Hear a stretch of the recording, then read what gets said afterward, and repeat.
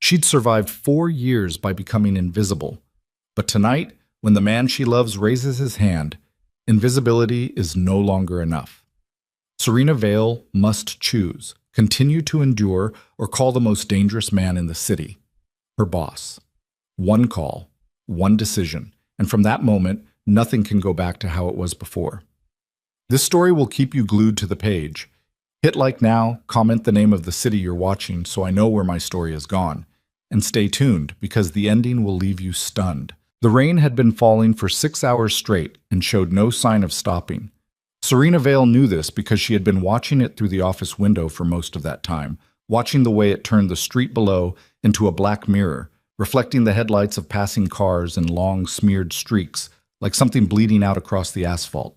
She knew the rain because she had been using it to stay calm, counting the rivulets running down the glass, measuring the intervals between lightning and thunder, doing anything except looking at the clock on her screen, which would tell her it was 9:47 in the evening and she was still here, still at her desk, still finishing the shipping manifest that nobody else at Bellicor Imports seemed capable of completing without her.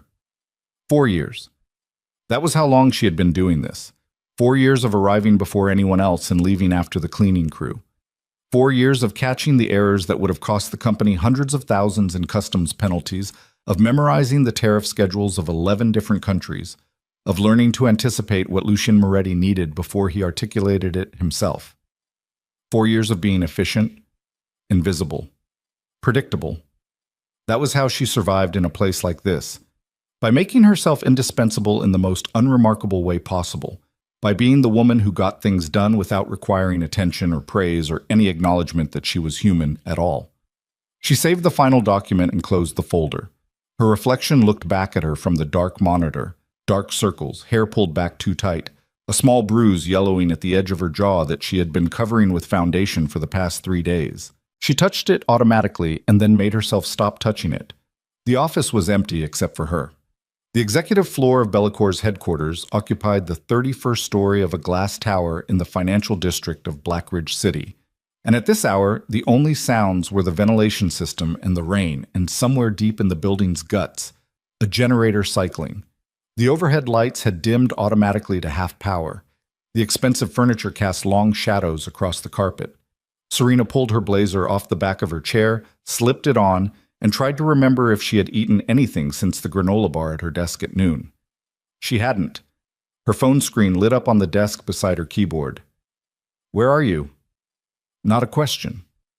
Damien didn't ask questions anymore. He issued statements that looked like questions, punctuation stripped out, inflection gone flat. She had noticed the change 8 months ago. The way his sentences lost their question marks right around the same time, his eyes stopped landing on her face and started landing somewhere slightly past it, like he was tracking something she couldn't see. She picked up the phone. Still at the office. Finishing the Rotterdam manifest, leaving soon. She hit send and put the phone face down on the desk and stood up to gather her things. Her bag was under the desk, her coat on the rack by the elevator bank. She had learned to keep the process of leaving simple. No lingering, no excuses to stay longer. Nothing that could be misread as deliberate delay.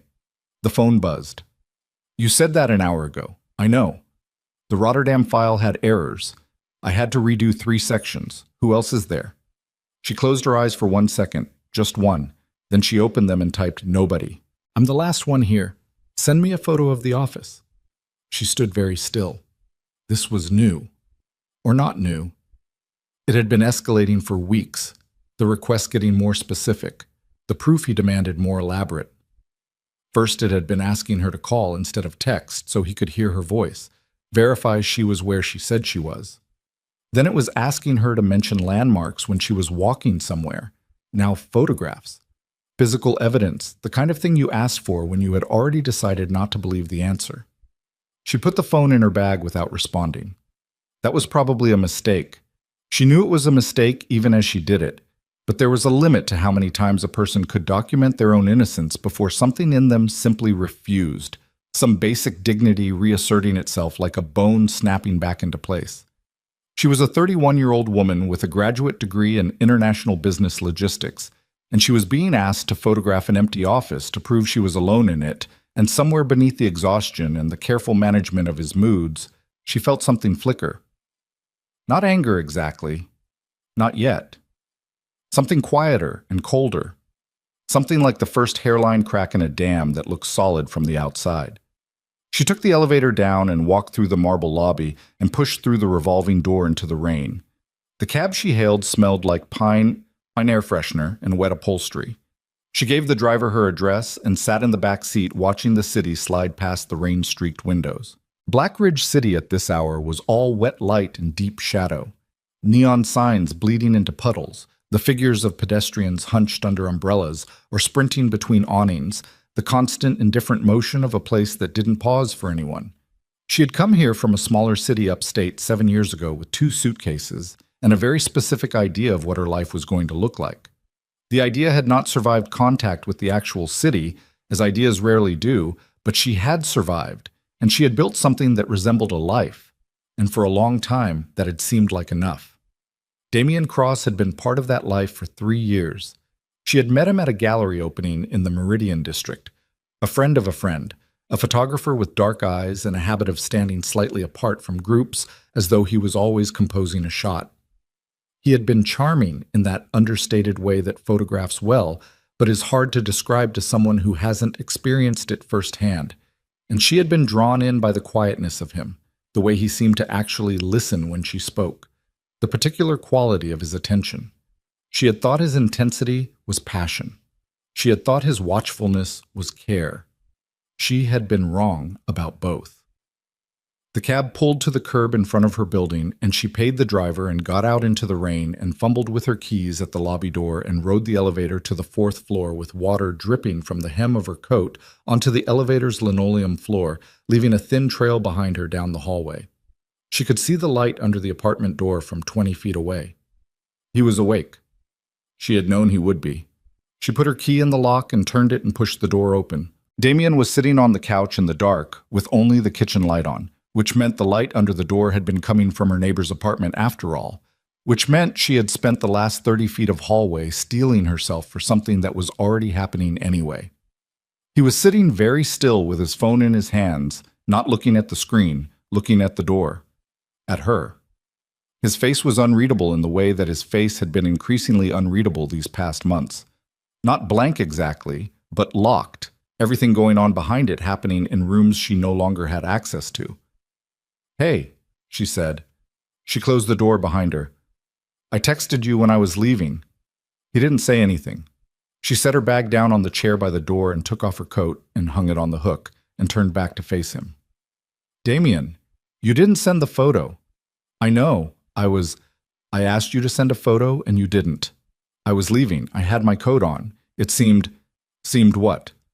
Still flat, still no question mark. She made herself breathe evenly, made herself stand still in the middle of the room and not move toward him and not move away. It seemed like it wasn't necessary. There was nobody there. "I told you that." "You told me." He nodded slowly, looking at the phone in his hands. "You said nobody was there." "Nobody was there. And I'm supposed to just believe that." "Yes," she said, and something in the word came out harder than she intended, more edge to it than she had been aiming for, because she was tired and she was hungry and she had spent 11 hours on shipping documentation and the bruise on her jaw was starting to ache the way it did when the weather changed. "Yeah, Damian, you're supposed to believe that." He looked up at her then. Whatever was behind his eyes was not something she recognized. He stood up from the couch. "Do you know what it's like?" he said, his voice still calm, his body moving toward her with that measured deliberateness that she had learned to dread. "Sitting here, not knowing where you are, who you're with." "You know where I was. I told you. Lucien Moretti keeps you there until 10 at night, and you expect me to believe that's about manifests. It's always about manifests. Don't." The word landed like a slap before his hand did. "Don't talk to me like I'm stupid. I've seen the way he looks at you. I've been to that office. I know what men like him do with women like you, and I know that you—" "Women like me," she said. Her voice had gone very quiet. "What does that mean?" He stopped 2 feet from her, She could see his jaw working, could see the effort it took him to keep something back, and she had a sudden absolute knowledge, sudden and physical as a drop in temperature, that he was not going to keep it back. That whatever had been building in him for these months had reached the pressure where containment was no longer possible. It means you're exactly the kind of woman who thinks attention from a man like that means something. His voice had gone quiet, too. Quiet in a different way. It means you're naive enough or vain enough or, I don't know, Serena. I genuinely don't know what it is about you that makes you stop. Makes you act like his keeping you late, his calling you in on weekends, his having you travel to, Damien, stop. Geneva, Rome, Lisbon, always you, specifically you, out of everyone in that company. Enough. Her voice shook on the word, and she hated that it shook. I'm going to go to the kitchen and make something to eat, and then I'm going to go to bed. We can talk tomorrow when I'm what? She made herself look away. Made herself take the first step toward the kitchen. His hand closed around her upper arm, and he turned her back to face him, and she felt the full force of his grip. Not the way he used to touch her, the careful, deliberate tenderness of the early years, but the grip of something that had stopped calculating what it was doing. You don't walk away from me in the middle of a, let go of my arm. Conversation, Serena, you do not walk away. Let go. He did let go. He let go and took half a step back, and for 1 second, she thought it was over, thought the moment had passed the way these moments sometimes passed, retreating back below the surface where they lived.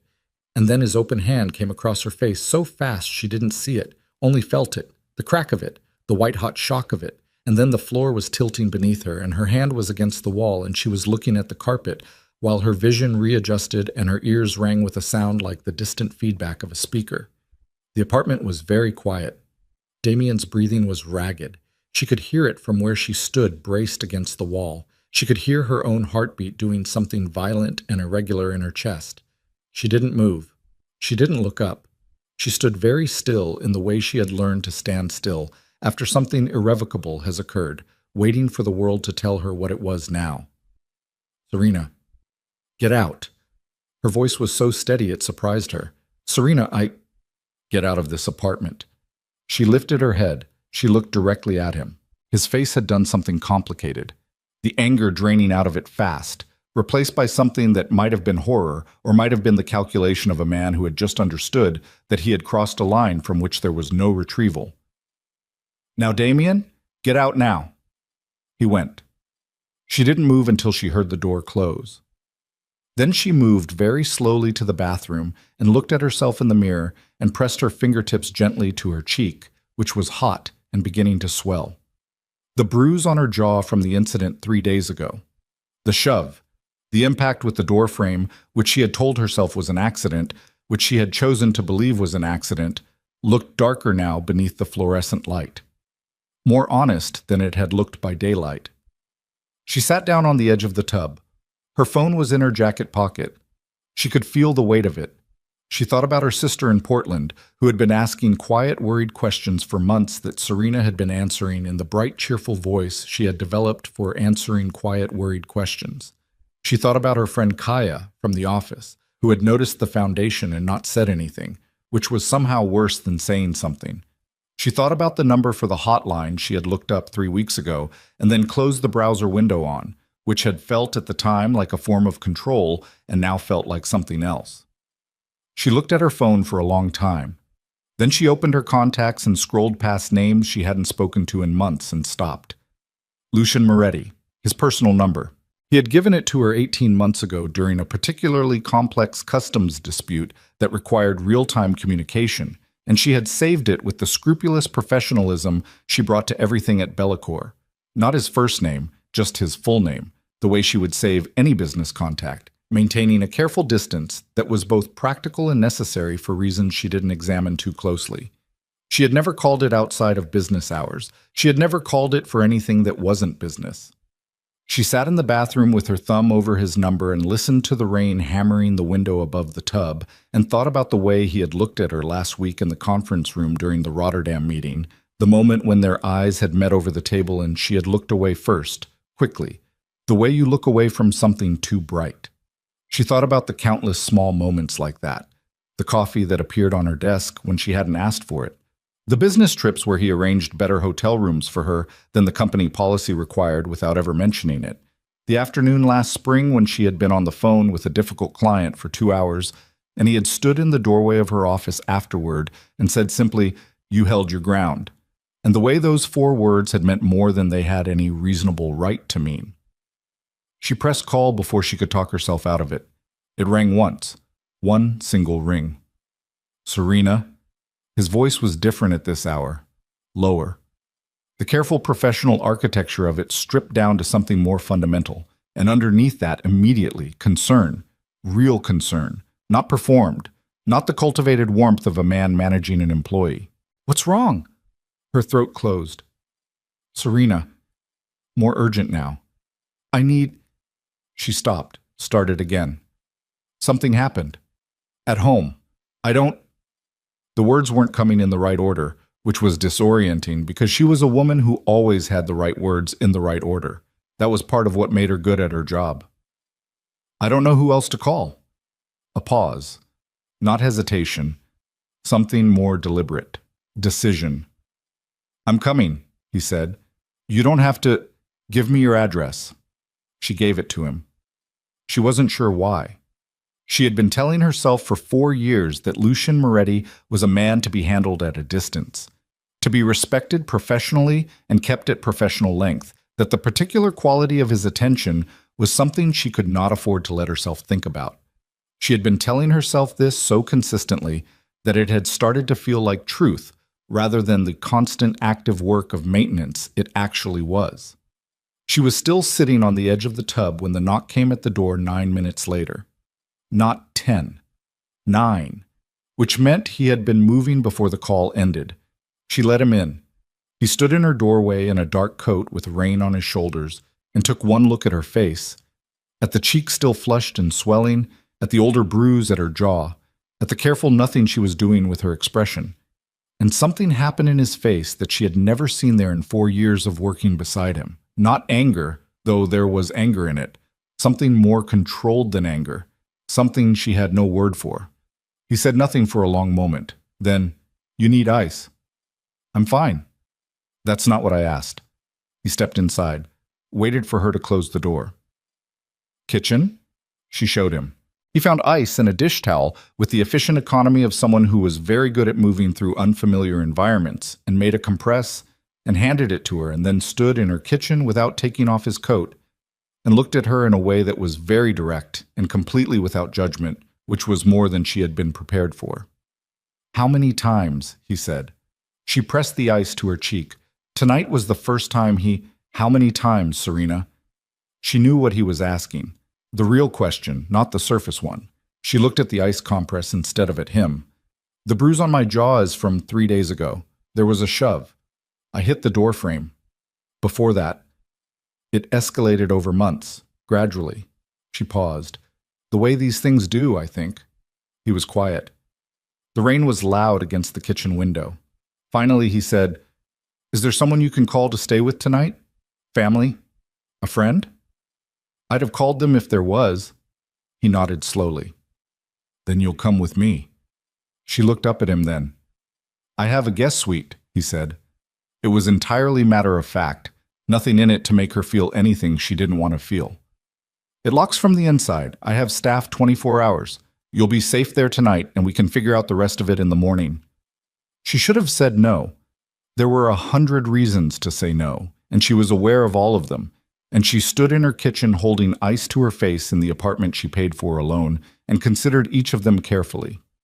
"Let me pack a bag," she said. She was in the bedroom pulling clothes from the closet when she noticed it. The familiar shape of Damien's laptop bag on his side of the room, left in his hurry, and beside it the accordion folder of documents he used for his freelance accounting work, half open, papers fanned out across the floor. Her eye caught something in the spread of papers. An envelope she recognized, from her bank, but addressed to a P.O. box she didn't have. A credit card statement from an account she had never opened. She picked it up, stared at it. Her name, her social security number, which she could see through the open flap. An account with a $17,000 balance that she had never created. Her hands went very still. She gathered the papers around it without disturbing the folder's overall arrangement and put the relevant ones into her own bag. Then she finished packing.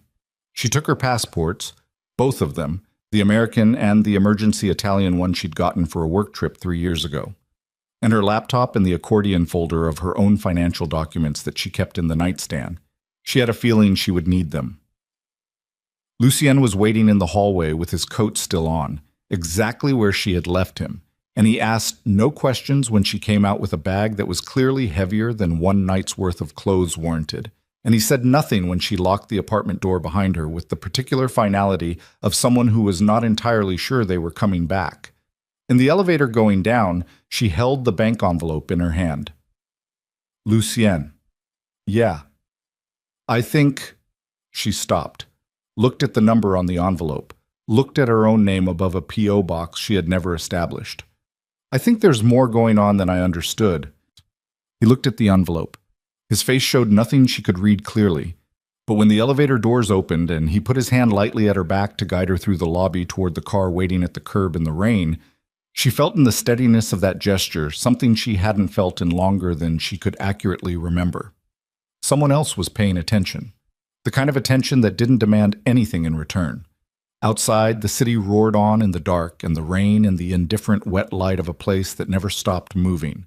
And Serena Vale got into the back of Lucien Moretti's car with a bag full of evidence and a swollen cheek and $17,000 worth of debt she had never incurred, and she did not look back at the building as the car pulled away from the curb. She was done looking back. But what she didn't know yet, what was sitting in that accordion folder waiting to be discovered in the morning light of Lucien's penthouse, was that the $17,000 was not the beginning of what Damien had done. It wasn't even close. The penthouse was on the 47th floor, and the elevator ride up to it took long enough that Serena had time to regret getting in.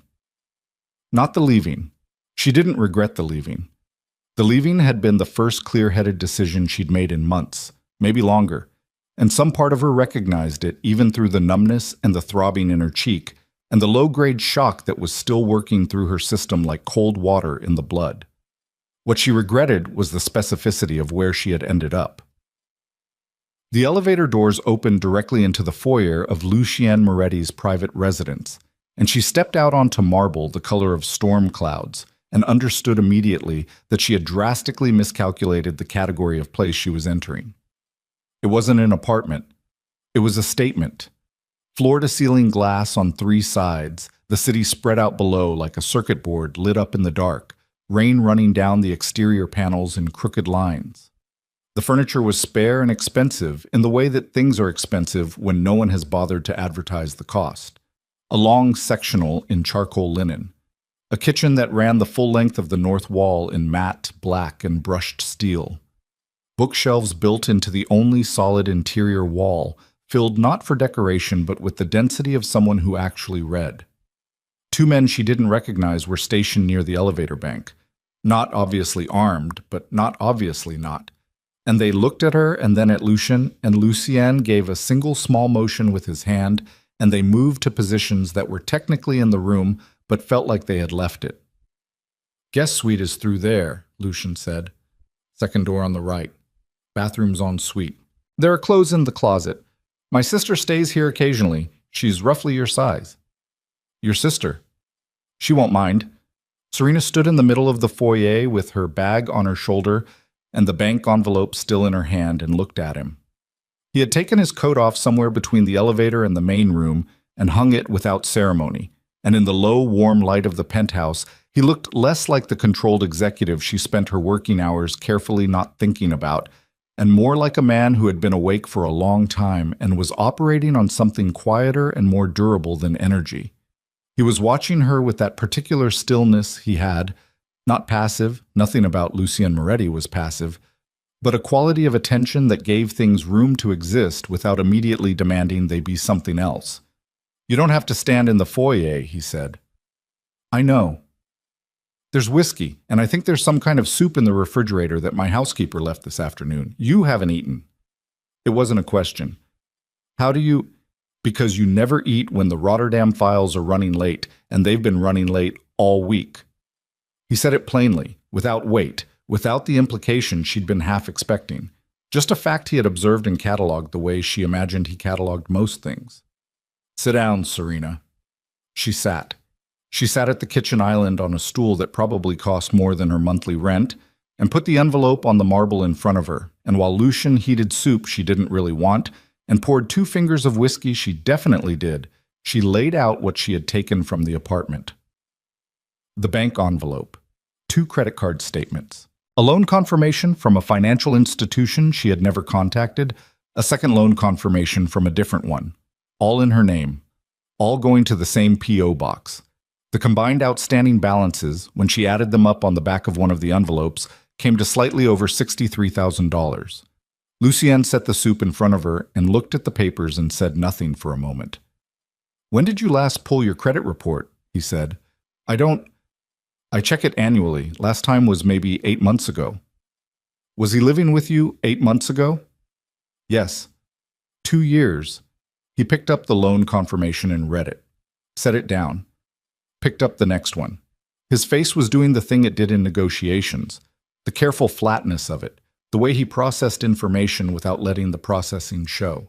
She had spent 4 years reading that face across conference tables, and she still wasn't entirely sure what moved behind it, only that something always did. "You need a fraud investigator," he said. "Not police. Not yet. A forensic financial investigator who can pull threads before Damien has time to cover them. I can't afford—" "I know someone. It's not a discussion about what you can afford." He said it without condescension, which was the only reason she didn't argue. "His name is Elias Trent. He's the best in the city, and he owes me a favor. I'll make the call tomorrow morning." She ate the soup. It was some kind of chicken and lemon and herb situation, and it was genuinely good. And she was aware, in the dim way you become aware of things when you're too tired to maintain normal defenses, that she was sitting in Lucien Moretti's kitchen at 11:30 at night eating food his housekeeper had made, and that this was categorically not a situation she had planned for. "You should know," she said when the bowl was half empty, "that people will talk. People always talk. About you, about me being here, about what it—" "Serena." He refilled her whiskey without asking. "The only thing I am concerned about tonight is whether you are safe. Everything else is noise." She looked at him. He looked back. Something moved between them that she was too tired and too hurt and too full of tangled information to examine, and she filed it in the place where she had been filing things like this for 4 years and picked up her whiskey and looked away. "I'll figure out a hotel tomorrow," she said. He didn't say anything to that. She took that as agreement and finished the whiskey and gathered the documents back into her bag and went to the second door on the right. The guest suite was larger than her living room, with its own view of the city and a bed made with the kind of clean linen that smelled like nothing at all, which was the most luxurious thing Serena had encountered in recent memory. She locked the door from the inside. He had said it locked from the inside, and it did, a solid deadbolt that she turned and tested twice. Then she sat on the edge of the bed in the dark and let herself shake for approximately 4 minutes, which was all she was willing to allocate to it, and then she stopped. She was still awake when the city started going gray at the edges before dawn. Elias Trent arrived at 9 in the morning. He was not what she had expected, though she wasn't sure what she had expected. Something more polished, maybe, more corporate. Trent was somewhere in his mid-50s, compact, wearing a suit that fit well but wasn't flashy, with the particular quality of attention in his eyes that she associated with people who had spent decades looking for things other people had hidden. He shook her hand and sat across from her at Lucian's dining table and spread his own notepad in front of her documents and asked questions for 90 minutes without stopping. Good questions. Specific, unglamorous, relentless questions about account numbers and dates, and her employment history, and her social security number, and where she kept her financial documents, and who had access to them. She answered everything. When she got to the part about the P.O. box, he made a note without looking up. He had access to your mail. We shared an address. He picked up the mail sometimes. Did he have access to your filing system at home? She thought about the nightstand drawer where she kept her documents. He knew where I kept things. I didn't give him explicit access, but he knew. Yes, Trent made another note. I'm going to need 60 days minimum to trace all the threads, possibly 90. What I can tell you right now, based on what you've shown me, is that this isn't impulsive. The P.O. box was established 14 months ago. He let that land. This was planned. The words settled over the table like weather. Serena sat with it. 14 months ago, she and Damien had still believed they were. She thought about herself 14 months ago making coffee in the morning and asking him how his work was going and believing the answers he gave her. And something inside her went very quiet and very still in the way that things go still when they have been struck precisely in their center. Okay, she said. I know that's 60 days, 90 if you need it. What do you need from me? Trent looked at her for a moment, then he nodded, the particular nod of someone recalibrating their assessment. Documents you already have, notarized copies of your identification, and access to your legitimate accounts so I can map what the fraudulent activity has touched. I'll work backward from there. Lucien was in the kitchen during all of this, not at the table, not intrusive, but present, on a call that he had been conducting in a low voice since before Trent arrived, moving between the kitchen and the room off the foyer that she assumed was his office. He appeared at the end of the 90 minutes and walked Trent to the elevator and came back and looked at her. You should call your bank this morning and freeze everything. I know. She already had her phone out. And HR at Bellecour needs to know you won't be in today. She looked up. I'll be in by noon. You don't have to. Lucien, her voice was level. I am going into work today. I will be fine by noon. What I need from you right now is not to tell me what I'm capable of. A pause. Something shifted in his expression. Not offense, nothing that soft. More like adjustment. Like a man recalibrating a calculation in real time. Noon, he said. I'll have the car ready. She went in at noon. She went in with her cheek covered in foundation and her jaw set and her back straight, and she sat at her desk and worked through the afternoon with the focused ferocity of someone who has decided that the thing that tried to break them is going to find out exactly what they are made of. Her assistant, a young woman named Petra, who was perceptive in ways she occasionally made awkward, noticed, said nothing, brought coffee at 2 and again at 4 without being asked, which was the most useful form of compassion Serena could think of. The office noticed her the way offices always notice disruption, obliquely, in the form of slightly longer eye contact in hallways and conversations that paused when she walked past. She ignored it. She ignored it so thoroughly and so visibly that by 4:30 people had stopped trying to make it subtle and were simply watching her openly, the way people watch something they find both disturbing and compelling. At 4:45, Damien called. She let it ring. At 4:46, he called again. She let it ring. At 4:47, he sent a text that said, I know where you are. She put the phone face down on her desk and finished the paragraph she was writing, and then picked the phone back up and called her bank and spent 45 minutes on hold waiting to speak to their fraud department, which was 45 minutes during which Damien called 4 more times and sent 11 texts that she did not read. She read them that evening in Lucien's penthouse. She was still there. She had not figured out the hotel situation, which she told herself was about logistics and not about anything else. Sitting cross-legged on the guest suite bed with her back against the headboard, reading through them in order. The way you read a document, you need to understand completely before you can respond to it. The first 6 were variations on, I'm sorry, genuine seeming in the way that certain kinds of performances were genuine seeming. She had known Damien 3 years, and she recognized the architecture of his contrition, the specific emotional vocabulary he used when he needed to repair something he had damaged. She had responded to that vocabulary so many times. She knew its weight and its texture. She felt nothing reading it now. The 7th text was different in tone. I know you're at his place. I know exactly where you are right now, and I know what you're doing there. The 8th, you think I don't have people? You think I don't know people who work in that building? The 9th, I'm not finished with you, Serena. You understand that? I'm not finished. The 10th, if you think Lucien Moretti is going to protect you, you don't know what he is. You don't know what he does. I know things about him that would end both of you.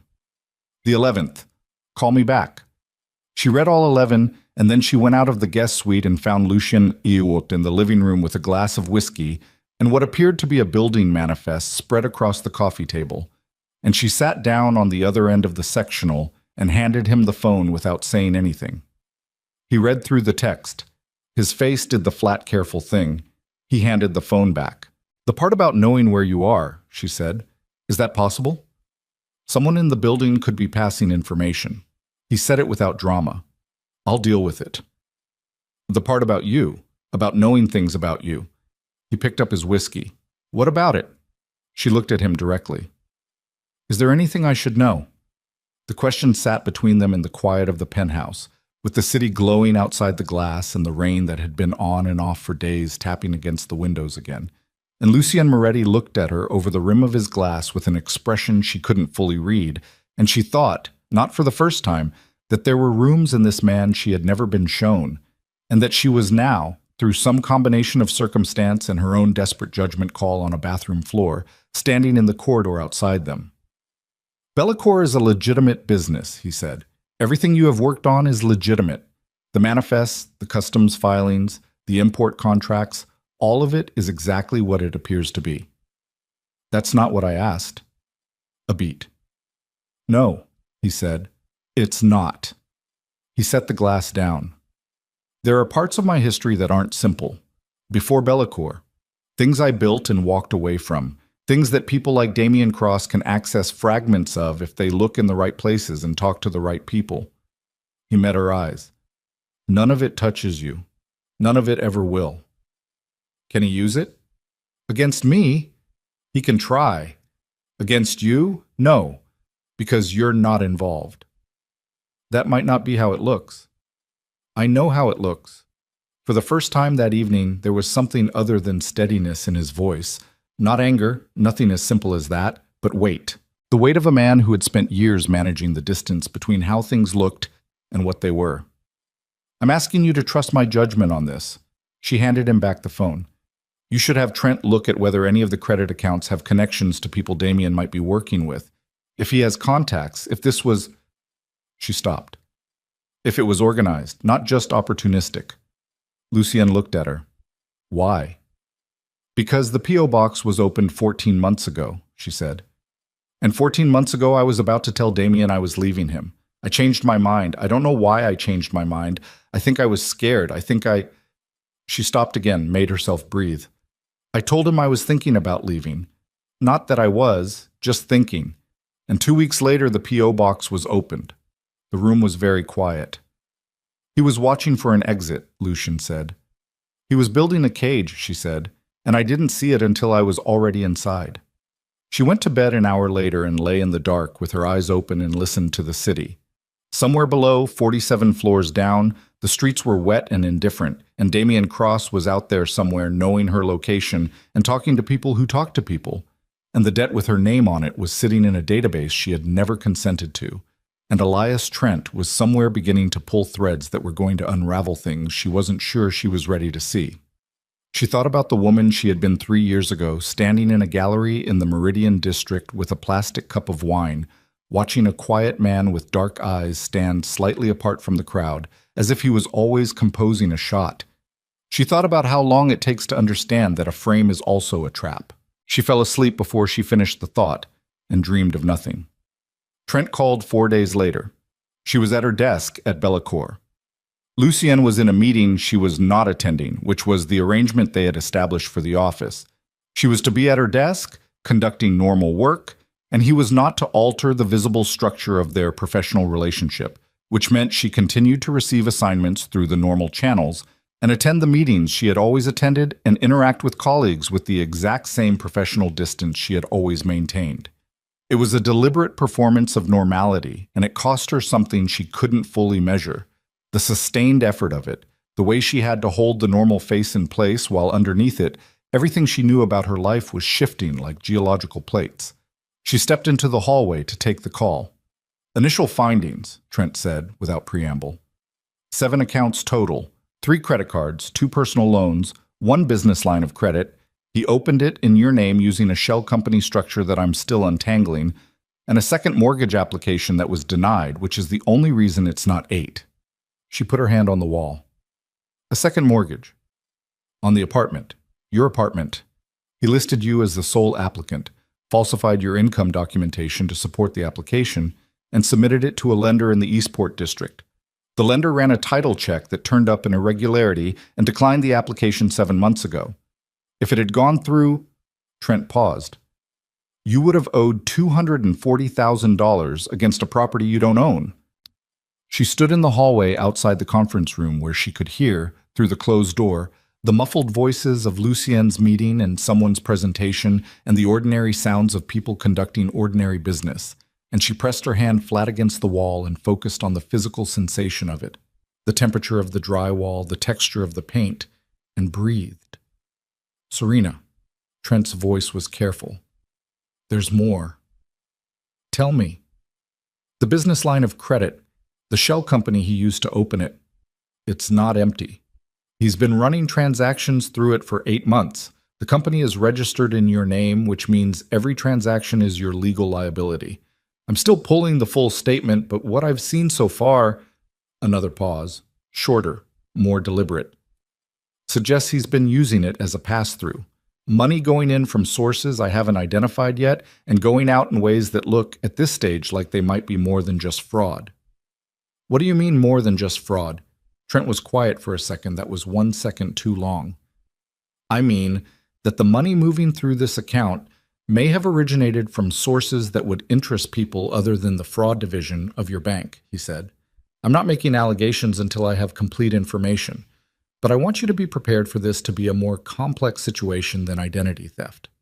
She stood in the hallway for a long time after the call ended. When she walked back into the office, Petra was at her desk and looked up and said, "The Rotterdam shipper called. They need a signature on the amended," and Serena said, "I'll call them back in 5 minutes," and went directly to Lucien's office, knocked twice, opened the door. He was alone, jacket off, standing at the window with a coffee that had clearly gone cold an hour ago. He turned when she came in and read her face the way he always read her face, with that precise attention that never felt like an intrusion, and he set the coffee down. "Trent called," she said. "I know. He called me too." She shut the door behind her. "Tell me what you think it means." He was quiet for a moment, not avoiding the question. She could tell the difference by now between Lucien avoiding something and Lucien making sure he said it right. "I think," he said slowly, "that Damien Cross has been using your name to move money for someone. And I think the someone is the question that's going to determine what happens next." "What happens next?" she repeated. "If it's small scale..." "It's not small scale, you know it's not." He looked at her. "No, I don't think it is either." She crossed her arms. Not defensive. She just needed to hold something. "If his contacts are who I think they might be, based on those texts, Lucien, if he has connections to people who knew about your history, who are those people?" The room was very still.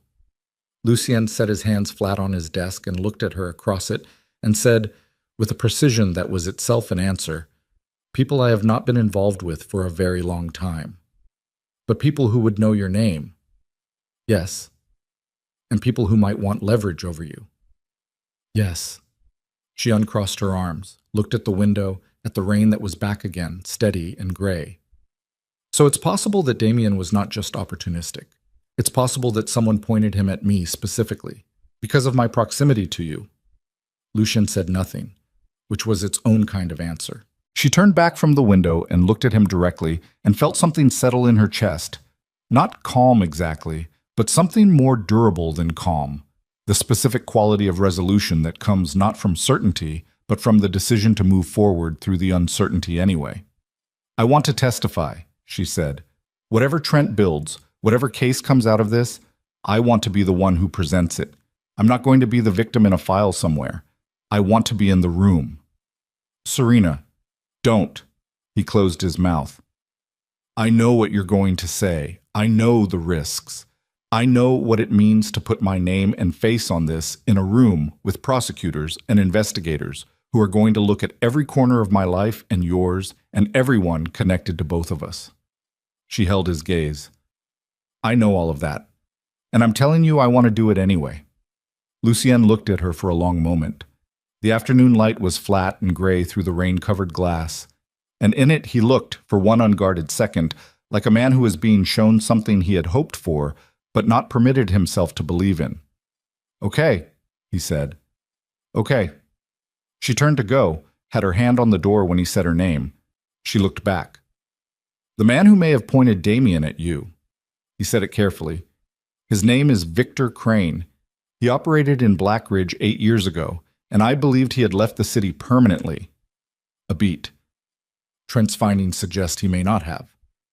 The name meant nothing to her, but the way Lucien said it, the specific quality of control in his voice, the effort behind the flatness of it, told her that it had meant something to him once. Something significant. Something that he had spent 8 years believing was behind him. She held the door handle. "Is he dangerous?" Lucien met her eyes. "Yes," he said, flat, no qualification. She nodded once and opened the door and walked back to her desk and picked up the phone to call the Rotterdam shipper, and her hands were completely steady, and the name Victor Crane sat in her mind like a stone dropped into still water, and the ripples were already moving outward in every direction. And somewhere in the city, a man who had been watching from a distance for a very long time was beginning to understand that the woman he had used as an instrument had just become something else entirely, something that was done being used. And somewhere else in the city, in a location that Trent was even now triangulating from financial transaction records and shell company registrations, Damien Cross picked up a phone and made a call to a number that had not changed in 8 years. The call lasted 4 minutes. Serena didn't know this yet. She wouldn't know the specifics of it for another 72 hours. When Trent would sit across from her at Lucien's dining table with a printed call log and a highlighted cell record and walk her through the 4 minutes with the methodical patience of a man who had learned that people needed time to absorb certain kinds of information before they could act on it. But the call happened while she was on the phone with the Rotterdam shipper, confirming amended tariff codes with a voice she kept deliberately even, and while Lucien was in his office with the door closed doing something she wasn't privy to, and while the city outside went about its ordinary afternoon business in the rain. 4 minutes. That was how long it took to detonate the next phase of what was coming. The 72 hours between that phone call and Trent's revelation were deceptively quiet. Serena moved through them with the focused discipline she had been applying to everything since the night on the bathroom floor. Work during the day, documents in the evening, brief functional sleep, repeat. She called her sister in Portland and had a version of the conversation she had been avoiding, keeping it factual, keeping the emotional content compressed into a manageable shape that her sister could receive without falling apart, which would have required Serena to manage that too, and she didn't have the capacity. Her sister wanted to fly out immediately. Serena told her to wait. Her sister asked why. Serena said, "Because I need to be able to think clearly. And I can't do that if I'm also taking care of you while you're scared," which was honest in a way she hadn't been with her sister in some time. And her sister was quiet for a moment and then said, "Okay." And Serena was grateful in the uncomplicated way. You're grateful when someone gives you exactly what you need without making you justify it. The hotel question resolved itself without resolution. She was still in the guest suite, and neither she nor Lucien had addressed it directly again, and she had stopped framing it as a temporary arrangement in her own head because that framing required energy she was spending elsewhere. On the third morning, Trent arrived at 8 instead of 9, which she noticed. He had the call log and the cell records and a folder she couldn't see the contents of yet, and he set everything on the table and declined Lucien's offer of coffee, which she also noticed, because Trent had accepted coffee every previous morning without hesitation. "The call Damien made on Tuesday afternoon," Trent said. He slid the highlighted cell record across the table. 4 minutes and 12 seconds. To a number registered to a logistics consulting firm in the Harwick district called Meridian Span Solutions. Lucien, across the table, went very still. Serena looked at the number, then at Lucien. "You know that company." It wasn't quite a question. "Victor Crane," Lucien said. His voice was the flattest she had ever heard it. Trent nodded. "Meridian Span Solutions is a shell. It was incorporated 11 months ago under a nominee director, but the operational structure underneath it matches a company called Crane Meridian Holdings, which was dissolved 8 years ago following a federal investigation that was ultimately closed without charges. He looked at Lucien with the careful, neutral expression of a man who had clearly done his homework on everyone in the room. You were named as a person of interest in that investigation. I was cleared. You were. Trent didn't flinch. I'm not raising it as an issue. I'm raising it as context. Serena looked between them. What did Crane Meridian Holdings do? Silence. Lucien. He set his hands flat on the table. She had seen him do this before, in high-stakes negotiations, in moments when he was about to say something that cost him something. Import and distribution, he said, legitimate on the surface. The federal investigation was about what moved through the distribution channels that wasn't on the manifests. And you were involved in that. I had a financial stake in Crane Meridian before I understood fully what I had a stake in. When I did understand, I divested and cooperated with the investigation. That's why I was cleared. He met her eyes. That's the history I told you existed. That's all of it. She believed him. She wasn't sure if she was right to believe him, and she made a note of that uncertainty and filed it without acting on it, because this was not the moment, and there were more immediate things to understand. So Victor Crane is back, she said, and Damien is connected to him. Was the fraud? She stopped, reordered the question.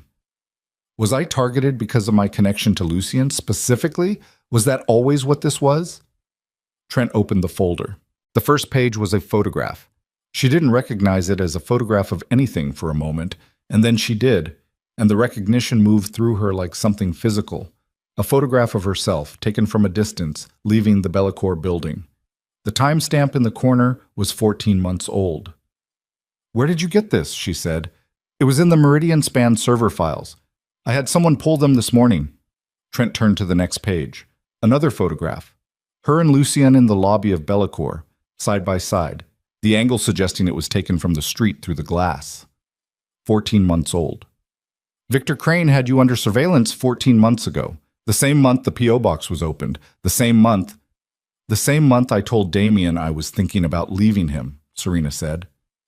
The table was very quiet. She looked at the photographs and felt something she hadn't expected to feel. Not fear, not yet, that would come later, but a profound and disorienting retroactive nausea, the specific sensation of understanding that a period of your life you experienced as private was being watched. That the ordinary Tuesdays and Thursday mornings and late evenings you lived through as your own were also, simultaneously, material being gathered and assessed and deployed toward a purpose you knew nothing about. He was already watching you when Damien told him you might leave, Lucien said. His voice had something in it she hadn't heard before, something tight, held down with visible effort. Crane had already identified you as leverage. When Damien reported you were thinking about ending the relationship, Crane escalated the financial operation because he needed to make sure you couldn't leave. He needed me in that apartment, Serena said. Hearing herself say it out loud was different from understanding it internally. He needed me close to you, and he needed me trapped, and he used Damien to— We don't know the full extent of what Damien knew, Trent said carefully. Whether he was a willing instrument or whether Crane exploited his existing jealousy and instability is something the investigation will need to establish. Does it matter? Serena said. Trent was quiet. He still opened the accounts, she said. He still forged my signature. He still hit me. Whether someone encouraged it or not— She stopped. Her jaw was tight. Does it change what he did? No, Lucien said. It doesn't. Then we keep moving. She looked at Trent. What's in the rest of the folder? Trent turned the next pages and walked her through them, and by the end of it the table was covered in printed records, and Serena's coffee had gone cold, and Lucien hadn't moved from his position across the table in 40 minutes. The rest of the folder contained transaction records showing money flowing through the shell company registered in Serena's name, her name, into accounts that Trent had traced to 3 different Crane-connected entities. The amounts were not small. The transactions had been running for 8 months, and the cumulative total was in the range of $400,000. $400,000 of potentially criminal proceeds that had moved through a company that bore her name and her signature forged on its incorporation documents. The prosecutors, she said, Her voice was steady. She was not sure how it was steady, but it was. When they look at this, without the context of the investigation, without Trent's analysis, what does it look like? Trent met her eyes. It looks like you knowingly participated in a financial operation. The words sat on the table like objects with weight. They'll come for me, she said. They may try to, Trent said. That's why we are building the counter-narrative right now, before they have time to build the primary one. Your cooperation, the forensic evidence of the forged signatures, the surveillance photographs proving Crane's prior interest in you, all of it is material for your defense, but I want you to understand clearly what we're working against. She pushed her chair back and stood up and walked to the window. The city was doing its usual morning thing below. The density of movement, the layering of traffic and pedestrian patterns, the way it looked orderly from a height, and was actually entirely chaotic at street level. She had loved that about Blackridge City when she first arrived, the sense of a place that didn't pretend to be simpler than it was. She pressed 2 fingers to the glass and felt the cold of it. Behind her she heard Lucian stand, heard the specific sound of his footsteps, and he came to stand beside her at the window, and she didn't turn. This is because of you, she said. Not accusatory. She meant it factually, and she thought he deserved to hear it stated factually.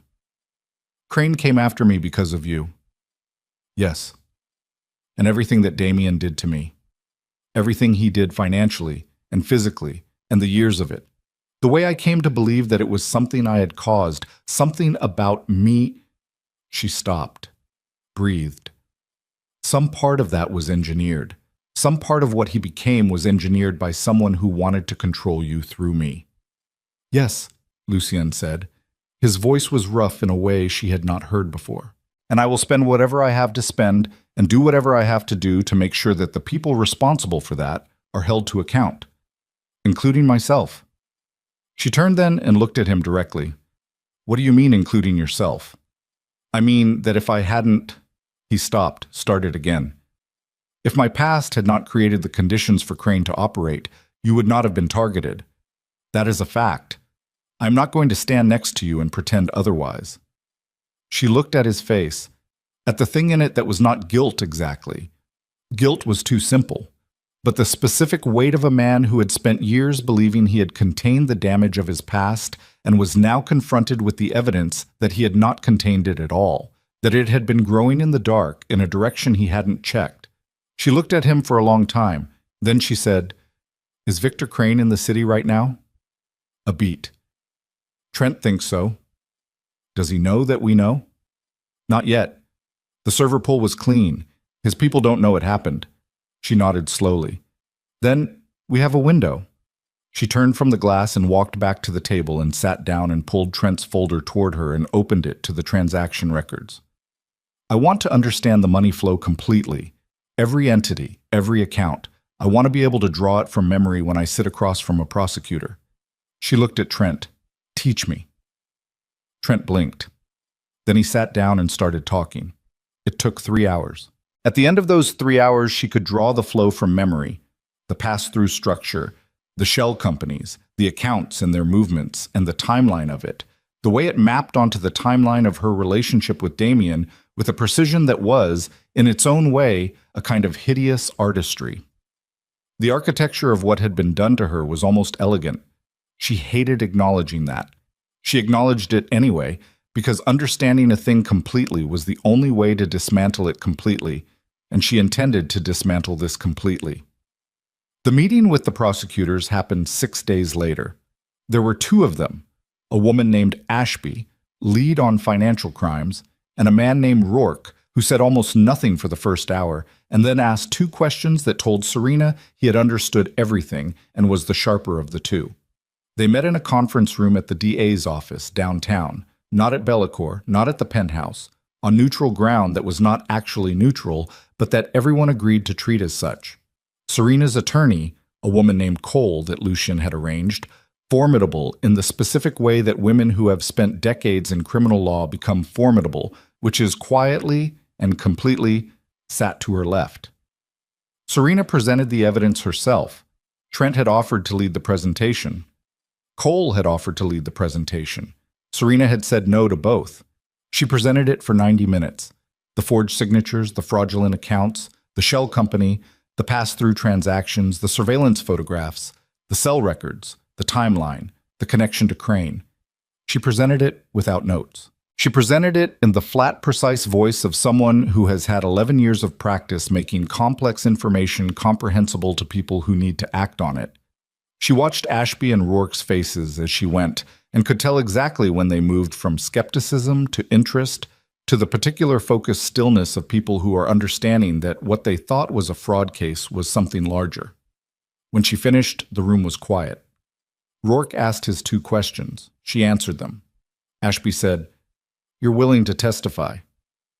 "I'm here, aren't I?" Serena said. Cole put a hand briefly on her arm, the attorney's version of slow down. But Serena didn't need slowing down. She was already calibrated exactly where she needed to be. "We'll want to talk to Elias Trent," Ashby said, "and we'll need access to the original documents." "You'll have them by end of day," Serena said. She walked out of the DA's office into the afternoon light. The rain had finally stopped, and the city was doing the specific thing it did after sustained rain, gleaming and sharp-edged and smelling like wet concrete and exhaust. And she stood on the sidewalk while Cole talked through next steps, and she listened and nodded and felt the particular quality of a moment when a thing has become real in a way it wasn't real before. Not better. Not safer. Real. Cole left in a cab. Serena stood on the sidewalk for another minute. Her phone rang. Unknown number. She looked at it. Felt something shift in the air around the moment. A quality of attention, the sense of being observed that she had been trained to recognize now, that she had learned to read the way you learn to read weather. She answered. Silence for 2 seconds. Then a voice she had never heard. Male. Unhurried. The kind of voice that belongs to people who have not been rushed in a very long time and have consequently forgotten that other people experience urgency. "Ms. Vale," the voice said, "I think it's time we had a conversation." She kept her own voice even. "You have me at a disadvantage. I don't know who I'm speaking to." "I think you do," the voice said. "I think Lucien's investigator has been quite thorough. I think you know exactly who this is." She said nothing. "I want you to understand something," Victor Crane said, and she noted the name landing in the real world, in her ear, in the voice of the actual person, rather than the abstraction she had been building in her mind from documents and transaction records. Everything that has been done can be undone. Accounts closed. Records amended. You could walk away from all of this without a mark on your name, a clean exit. All it requires is that you stop. Stop what? Stop building the case. Stop cooperating with the DA. Stop letting Lucien Moretti use you as a weapon in a war that started before you were anywhere near it and that you do not understand the full shape of. Her hand was very steady on the phone. She was surprised by how steady it was. And if I don't stop, the pause was precisely calibrated. Not too long, not too short. Then the prosecutors received documentation suggesting that your cooperation with Trent's investigation was not the act of a victim, but the act of a knowing participant covering her tracks. That the accounts and the company were established with your full knowledge, and that your current posture is an attempt to deflect prosecution onto a former partner. Another pause. The documentation is convincing. I've had a long time to prepare it. I'm too. She stood on the wet sidewalk with the city moving around her and held the phone to her ear, and looked at a spot on the pavement between her feet. A crack in the concrete where something small and green was growing, improbably, through the gap. That's the offer, Crane said. Walk away. Lucien loses his leverage, the DA loses their cooperative witness, and you retain your freedom and your reputation. I'd call that a reasonable arrangement given your circumstances. Give me 24 hours, she said. You have 12, Crane said, and the line went dead. She stood on the sidewalk for 30 more seconds. Then she called Luce. He answered on the first ring, the way he always answered. Crane just called me, she said. Silence. Then, where are you? Outside the DA's office. Stay there. I'm sending the car. Lucien. She watched a cab navigate around a double-parked delivery truck. He has fabricated evidence. Evidence that would put me inside the conspiracy instead of outside it. He's prepared it in advance. This wasn't a reaction to the meeting today.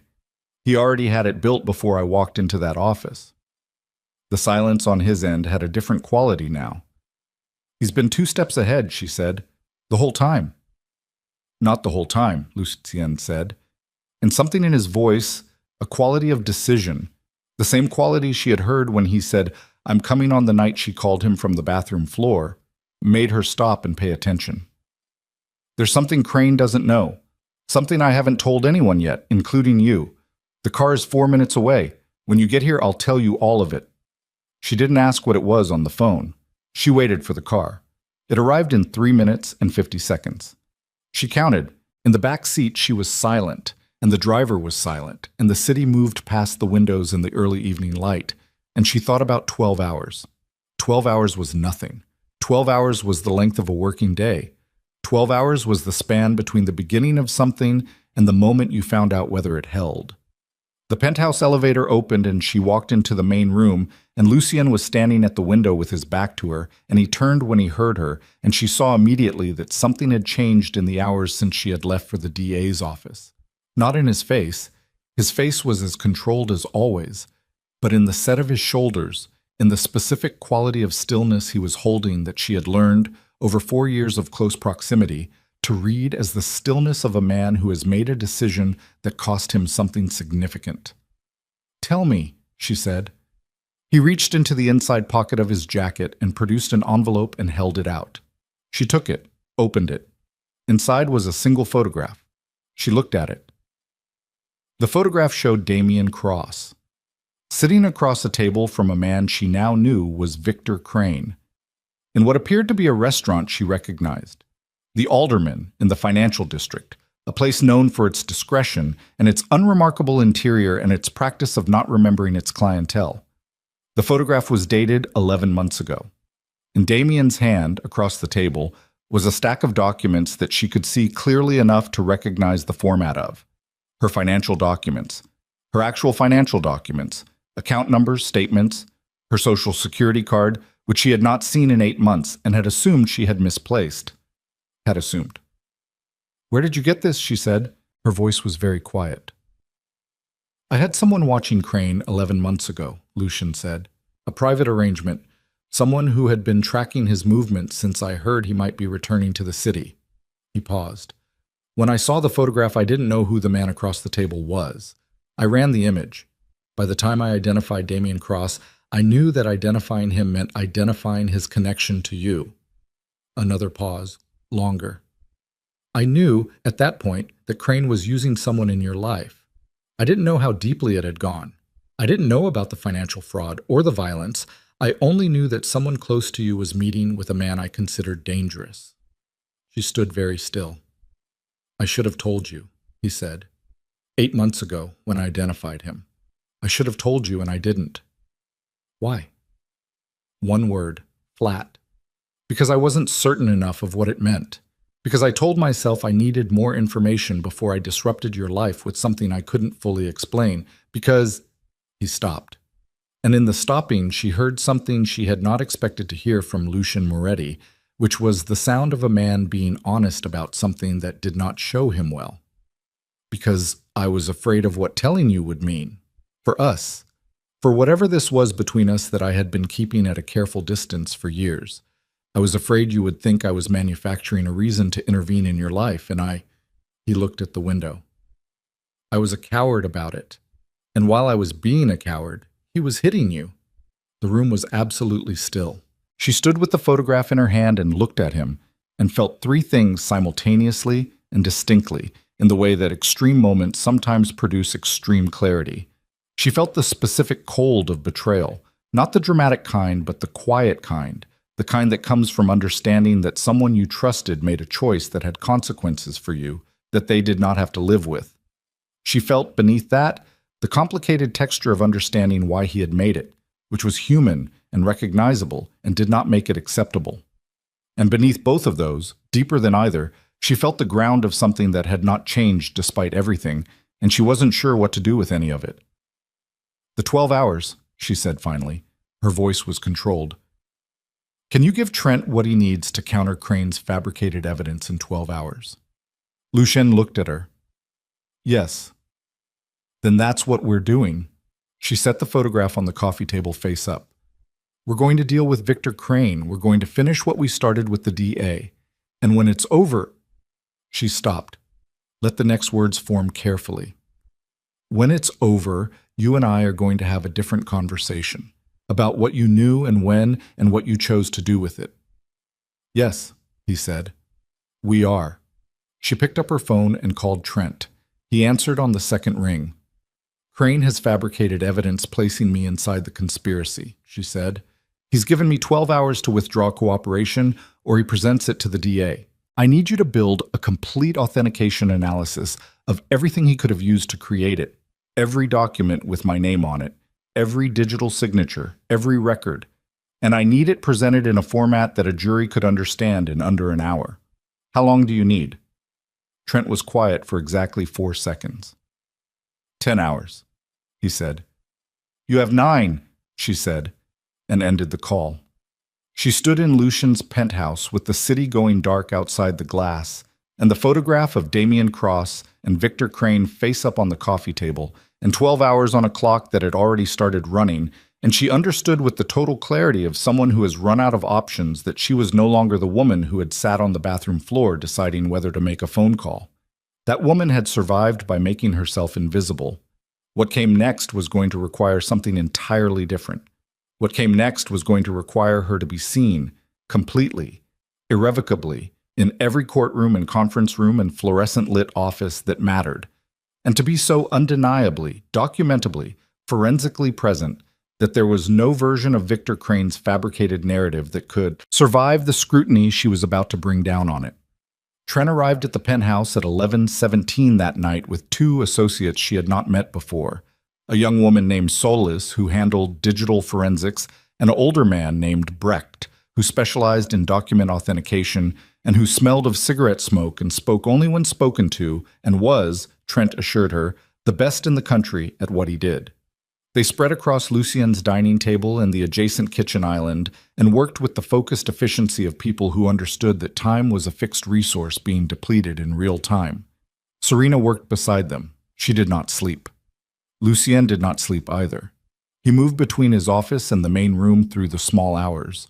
On calls she could hear but not make out, coordinating something with his own people that ran parallel to Trent's operation, and that she had not asked him to detail because she was operating on the principle that the next 8 hours required her to focus on what she could control and let him handle what only he could handle. The conversation about the photograph would come. She had said so. She intended it, but not now. At 3 in the morning, Solis found the vector. Crane's fabricated evidence. Trent had been right that it was convincing. Brecht confirmed it was the most technically sophisticated forgery he had examined in 11 years. Had been built using actual scanned documents as base material.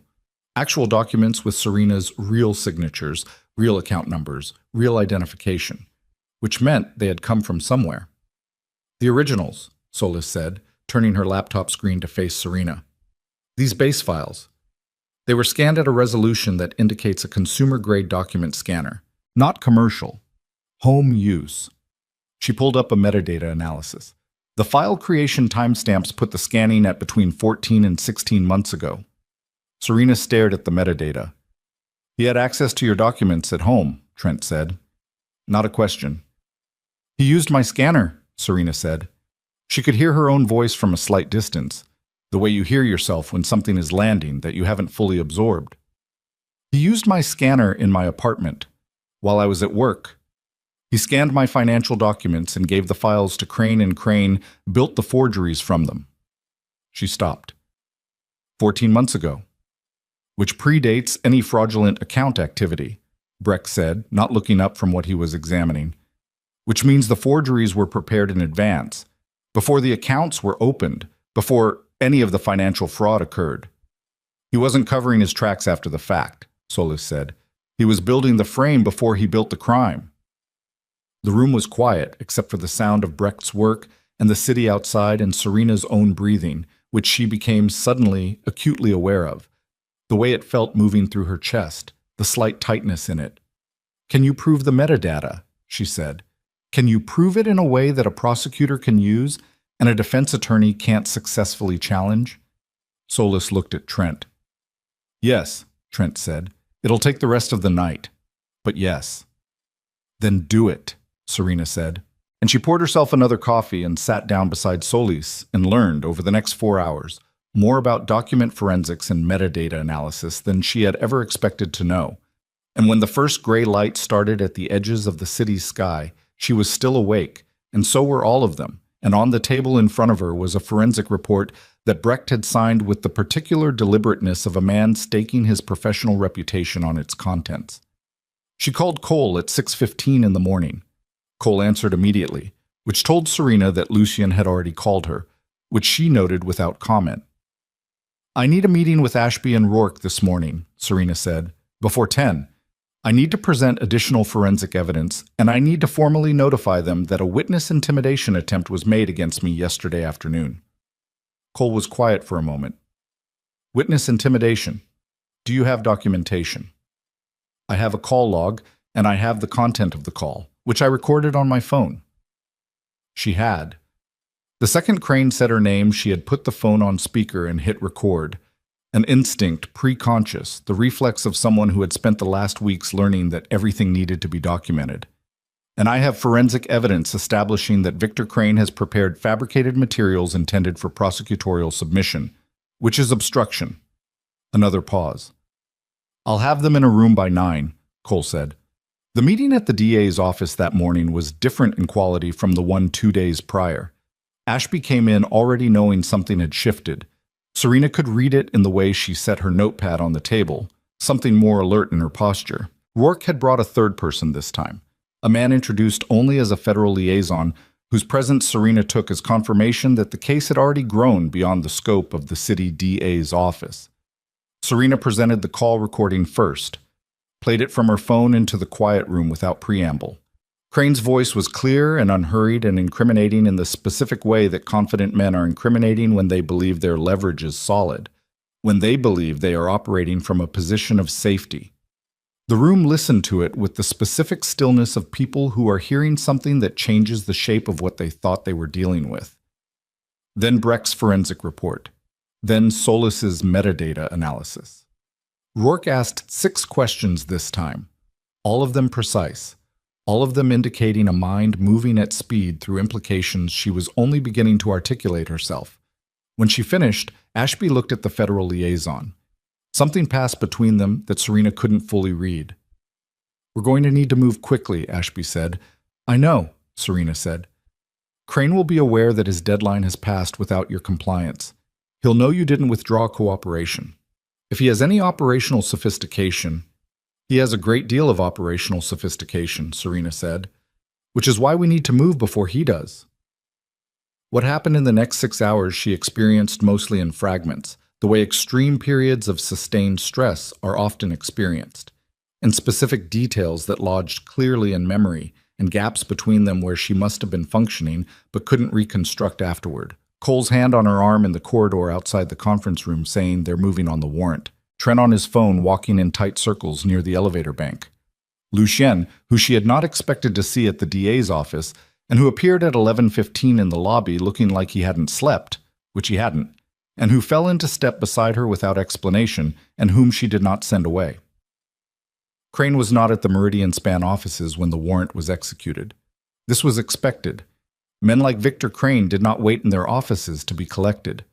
What the warrant produced was servers, 4 of them, extracted and transported under federal supervision, and documentation that Trent's contact inside the operation told him in a brief call that afternoon had significantly exceeded what anyone had anticipated finding. What it did not produce was Victor Crane. And it did not produce Damian Cross, who had not been at his registered address for 4 days and whose phone had gone dark at approximately the same time as Crane's call to Serena. They were both in the wind. Serena understood what that meant. She was in Lucien's car on the way back from the DA's office when Lucien's phone rang and he answered and listened and said nothing for 20 seconds and then said one word, "Where?" and listened again and said, "Don't move him. I'm coming," and ended the call. She looked at him. "Nico spotted Damien," he said. Nico Valente, his head of security, a man she had met twice and registered as someone who moved through space with an economy of motion that was its own form of communication. Eastport District. He's been there since this morning. Is he with Crane? Nico doesn't think so. He's alone. Lucian paused. Nico says he looks bad, like he's been living in the car. She looked at the city sliding past the window. Thought about Damian Cross living in his car in the Eastport District while federal warrants were being executed and his phone was off, and Victor Crane was somewhere unreachable, and the financial architecture they had built together over 14 months was being dismantled piece by people who were very good at dismantling things. He'll run, she said. Yes. Or Crane will get to him first. She turned from the window. If Crane thinks Damian is a liability, I know. He's leveraged Lucieson.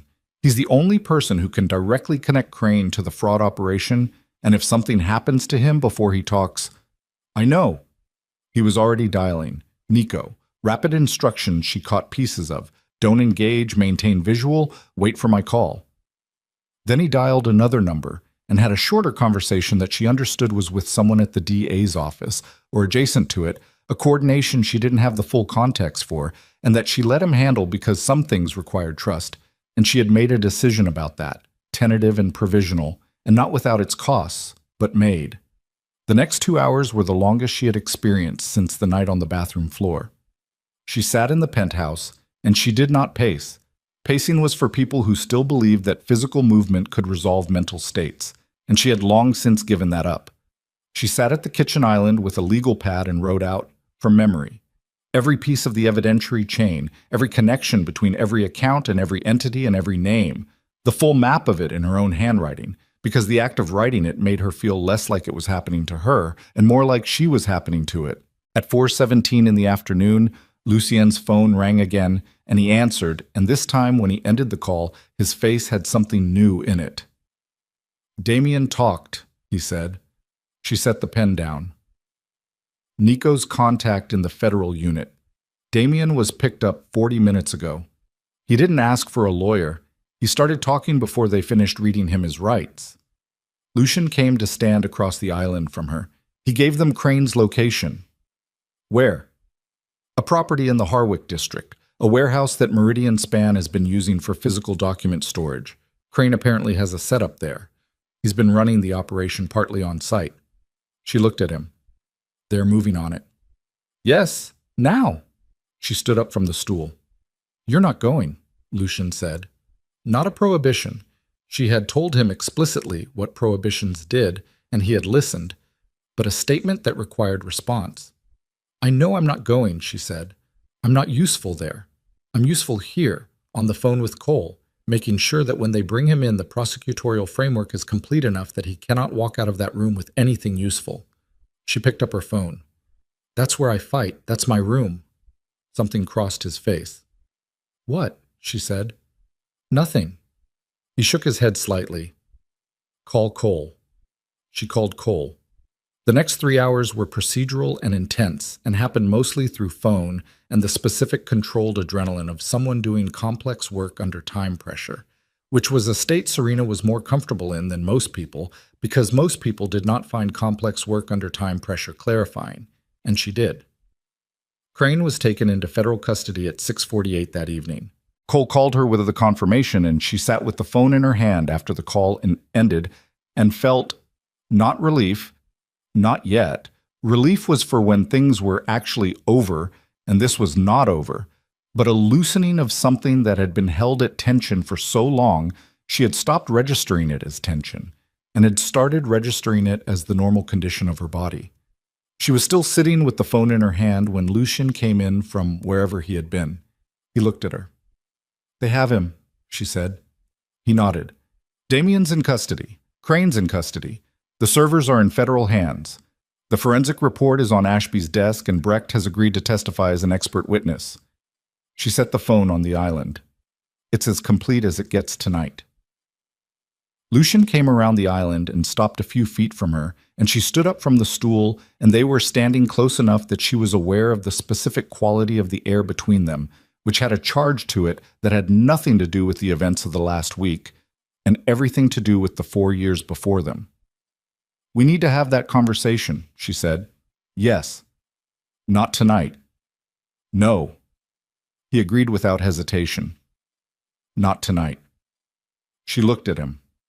At the tiredness in his face that matched the tiredness in her own, and underneath it something that was not tired at all. I need to sleep. I know. And tomorrow I need to go back to my apartment. He was quiet for a moment. Okay. Not because... She stopped, restarted. I need to go back because I need to know that I can. Because I need to know that the apartment is just an apartment again and not a crime scene I'm afraid of. She held his gaze. Do you understand what I mean? Yes, he said. I do. She went to the guest suite and locked the door and lay down on the clean linen and stared at the ceiling and listened to the city, which was doing what it always did, roaring and indifferent and alive. And she thought about Victor Crane in a federal holding room and Damian Cross in whatever room they had put him in, and she thought about the 4 minutes of a phone call that had set wheels in motion, that had ended with both of them in custody and herself standing in a kitchen, waiting to see if anything she had built over the last weeks was solid enough to hold the weight she was about to put on it. She thought it was. She thought it was, and she was not certain, and the uncertainty did not stop her from closing her eyes. She slept. She was still asleep the following morning when Lucian's phone rang at 7:15, and the information it carried back into the world was the kind that reorders everything that comes after it, because Victor Crane, booked and processed and held in a federal facility across the city, had spent the night with his attorneys and had emerged from those hours with a counteroffer for the prosecutorial team that nobody had anticipated, an offer that landed on Ashby's desk at 6:50 a.m., and that Ashby, to her credit, called Cole about immediately, and that Cole, to her credit, called Serena about before 7, and that Serena read on her phone standing barefoot in the guest suite with her hair still compressed from the pillow and her eyes not fully adjusted to the morning, and that required her to read twice before she understood what she was actually reading. Crane wasn't offering a plea. He was offering testimony, full cooperation, the complete operational history of Meridian Span Solutions and its predecessor entities going back 11 years. Names, transactions, methods, in exchange for consideration on his own charges. And the primary name he was offering to testify against was not Damian Cross. It was someone whose involvement in Crane's network dated back to the years before Crane Meridian Holdings was dissolved. Someone whose cooperation with the federal investigation 8 years ago had been, according to Crane's attorneys, not the act of a man walking away from criminal enterprise, but the act of a man repositioning within it. Someone who had not divested from Crane's operation in good faith, but had instead restructured his involvement through a series of intermediaries in a way that had allowed him to remain operationally connected while presenting a clean face to investigators.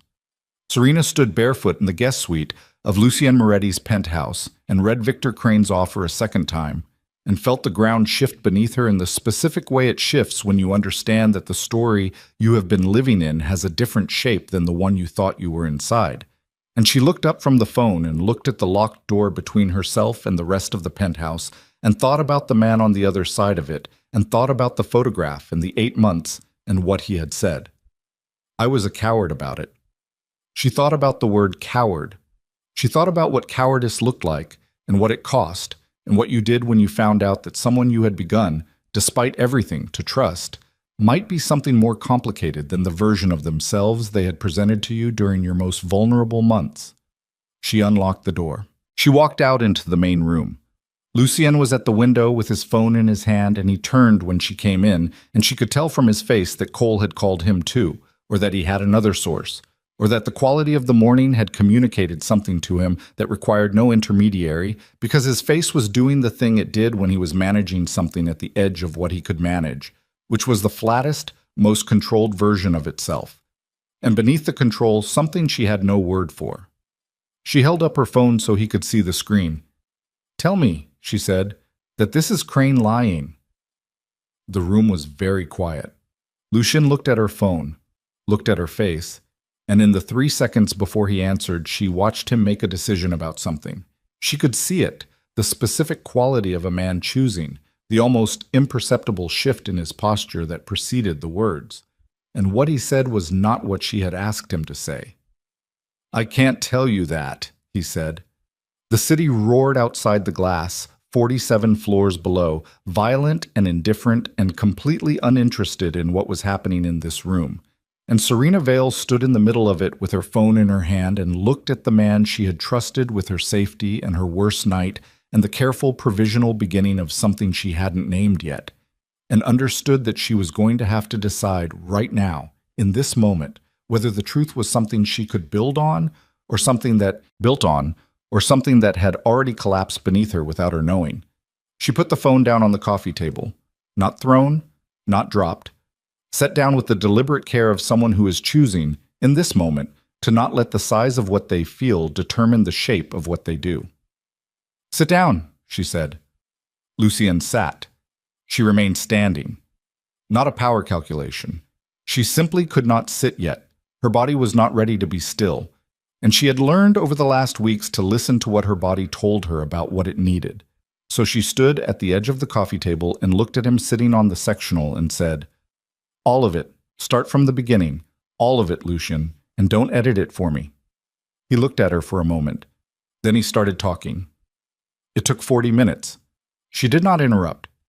She had learned, in 11 years of professional life, that interrupting people who were finally telling the truth was the fastest way to get a curated version of it, instead of the real thing, and she wanted the real thing, even if the real thing was going to cost her something significant. So she stood, and she listened, and she let him talk. The shape of it was this. 8 years ago, when the federal investigation into Crane Meridian Holdings had opened, Lucien had cooperated genuinely in the ways that mattered, had provided testimony, had surrendered documents, had named names including Crane's. All of that was true. What was also true was that his exit from Crane's operation had not been as clean as the investigators believed, not because he had hidden active involvement, but because there was one intermediary account, a single pass-through entity that Lucien had established years earlier and had forgotten, genuinely forgotten, the way people forget small administrative decisions made in different chapters of their lives, that had continued to receive residual payments from a Crane-connected entity for 8 months after Lucien believed he had fully divested. He had not known about the continued payments until 2 years ago, when his own accountant flagged an irregularity in a historical audit. By then, the account had been dormant for 6 years. The total amount that had flowed through it after his supposed divestment was $62,000. He had reported it to his attorney, who had advised him that the statute of limitations had run, and that voluntary disclosure at that point would create more legal exposure than it resolved. So he had not disclosed it.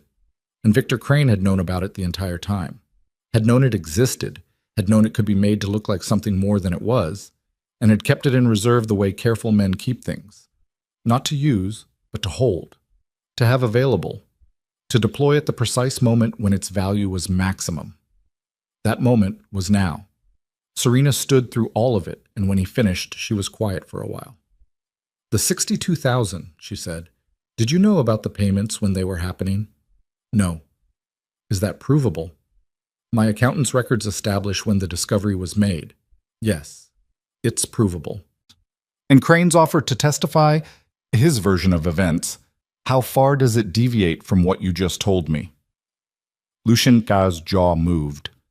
"According to what Cole received, Crane's version characterizes my cooperation with the investigation as strategic rather than genuine.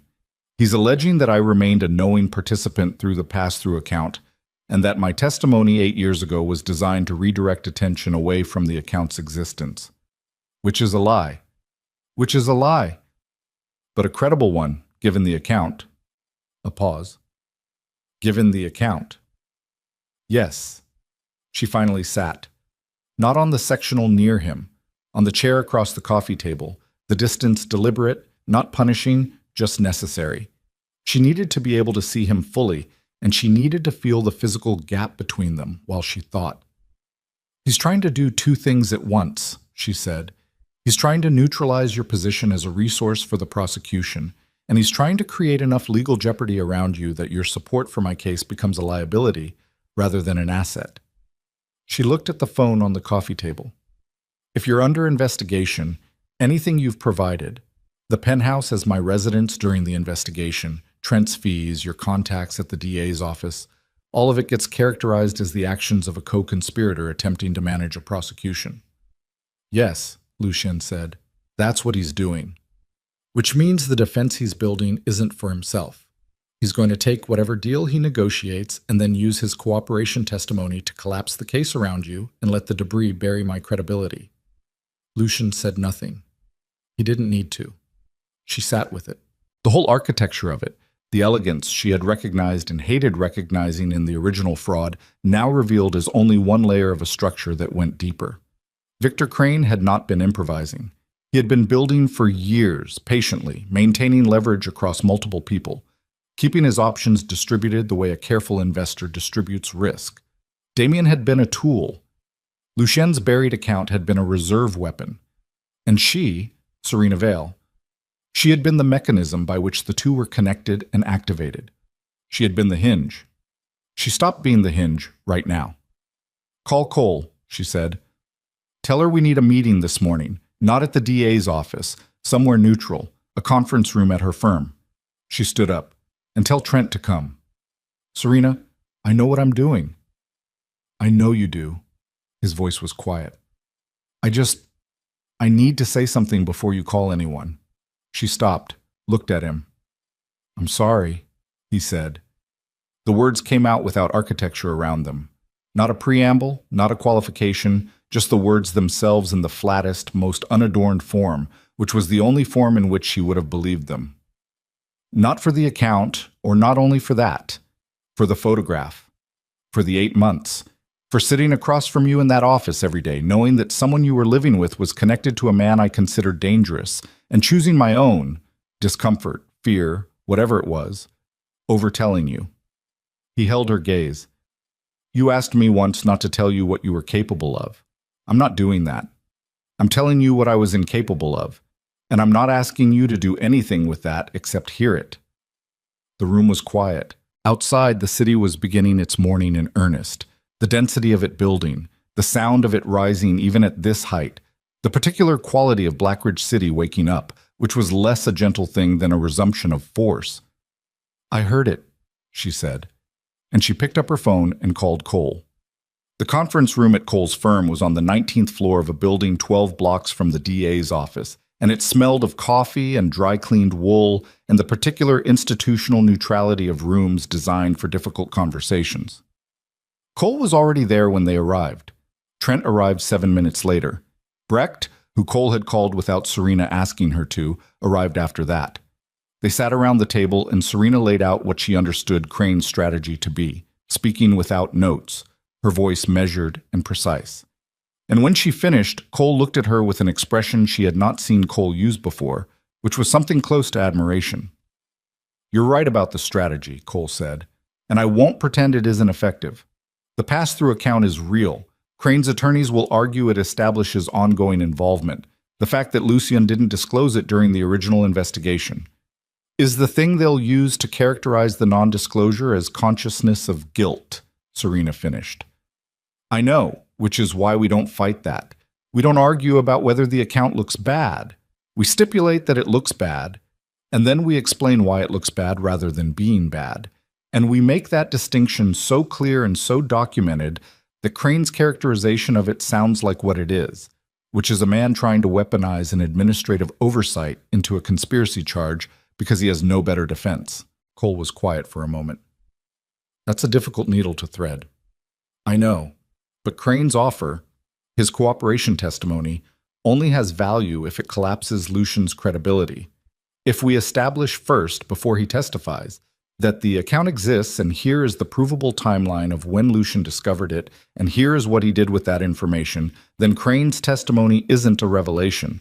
It's a confirmation of facts already in evidence, and the prosecution gets to frame it rather than Crane's attorneys getting to frame it.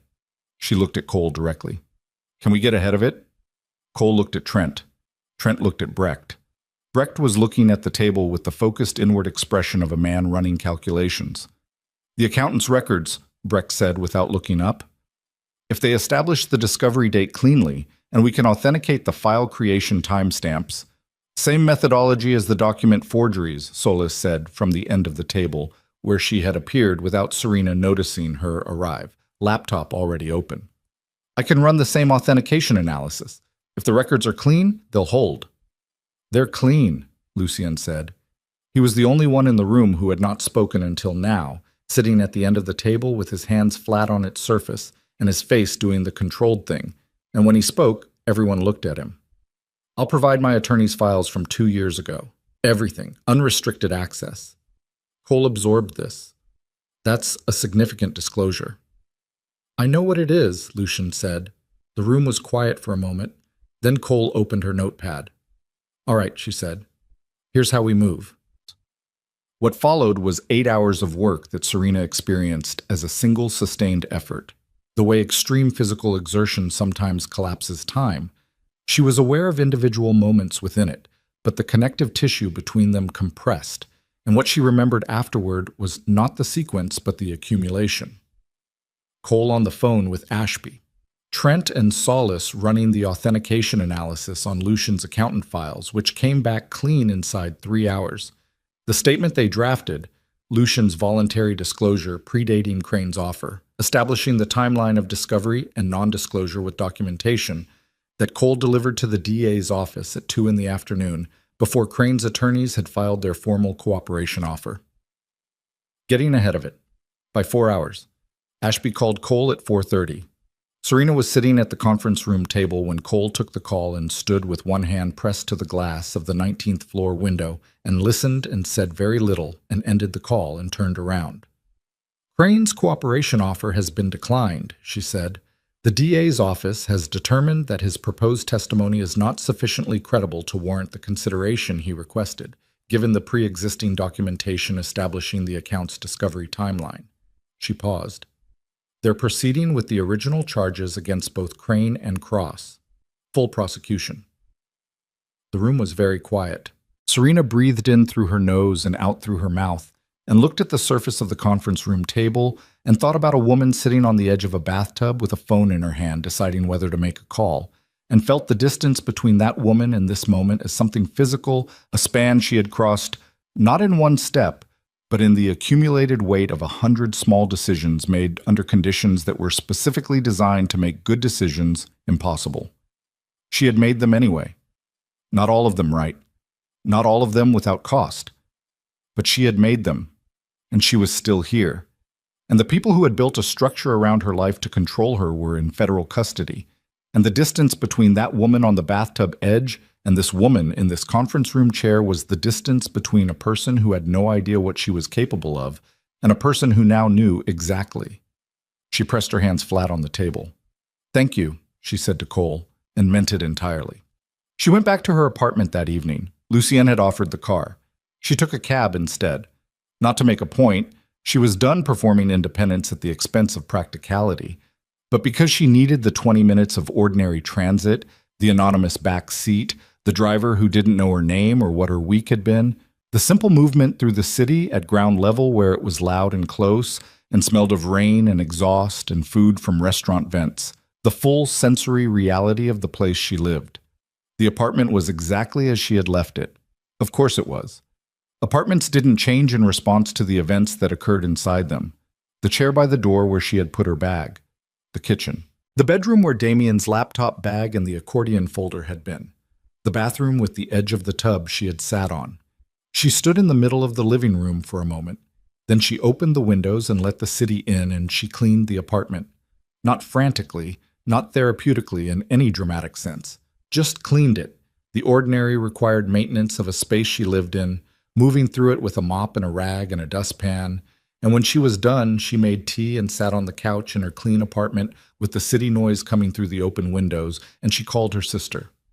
Her sister answered on the first ring. "Hey," her sister said, and the specific quality of that single word, the love in it, the worry, the restraint, made Serena close her eyes for a moment. "Hey," she said, "I have a lot to tell you. You should probably sit down."